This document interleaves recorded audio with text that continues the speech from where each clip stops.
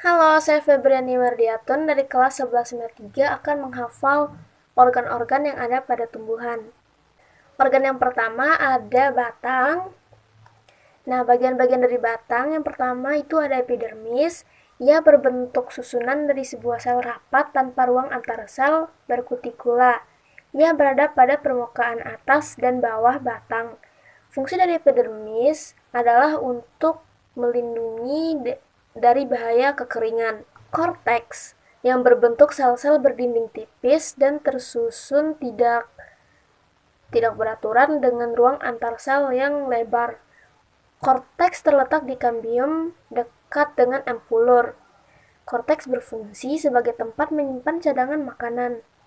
Lalu ada silem. Silem yang berbentuk bulat dan besar. Ia terletak di tengah vaskular yang berfungsi untuk mengangkut air, garam, dan mineral dari akar menuju daun. Lalu floem.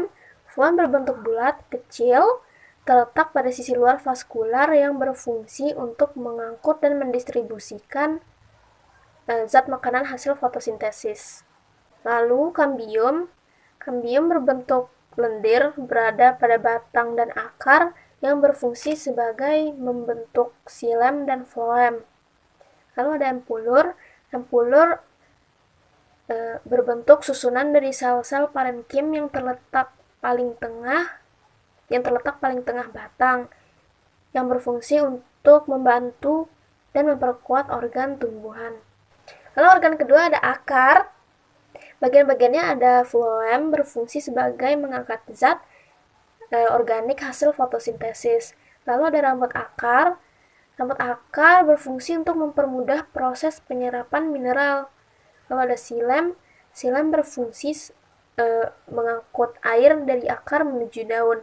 Lalu ada epidermis. Epidermis berfungsi sebagai penyerap air dan unsur hara dari tanah. Lalu ada korteks. Korteks berfungsi untuk menyimpan cadangan makanan. Lalu ada meristem akar. Ia berfungsi sebagai pembelah dan memperbesar diameter batang atau akar. Nah, organ ketiga adalah daun. Bagian-bagian dari daun ada epidermis yang melindungi jaringan yang terletak di bawahnya. Dan yang kedua ada mesofil. Mesofil dibagi menjadi dua. Yang pertama adalah palidase dan spons. Palidase berfungsi untuk pembuatan makanan, sedangkan spons untuk menyimpan cadangan makanan. Dan silem, ia berfungsi untuk mengangkut air dan mineral menuju daun. Floem berfungsi untuk mengedarkan hasil fotosintesis dari daun menuju ke seluruh bagian tumbuhan. Organ yang keempat ada bunga.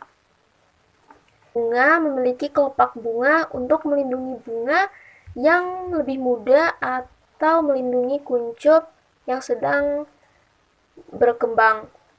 Lalu ada benang sari. Benang sari berfungsi untuk penyerbukan pada bunga atau sebagai sel kelamin jantan. Lalu ada putik. Putik berfungsi sebagai wadah serbuk sari yang berasal dari benang sari atau sel kelamin betina. Lalu ada tangkai bunga. Tangkai berfungsi untuk menopang bunga. Dan yang terakhir ada bakal biji. Ia berfungsi sebagai tempat pertemuan sel telur yang dibuahi oleh benang sari. Organ yang terakhir adalah buah. Nah, buah memiliki tangkai yang berfungsi sebagai tempat tumbuhnya bakal buah. Lalu yang kedua ada eksokarp atau biasa dikenal sebagai kulit buah. Ia berfungsi untuk melindungi daging buah. Lalu ada mesokarp. Mesokarp untuk menyimpan cadangan makanan. Lalu endokarp. Endokarp berfungsi untuk melindungi biji buah. Dan yang terakhir ada biji buah. Biji buah berfungsi sebagai perkembangbiakan tumbuhan.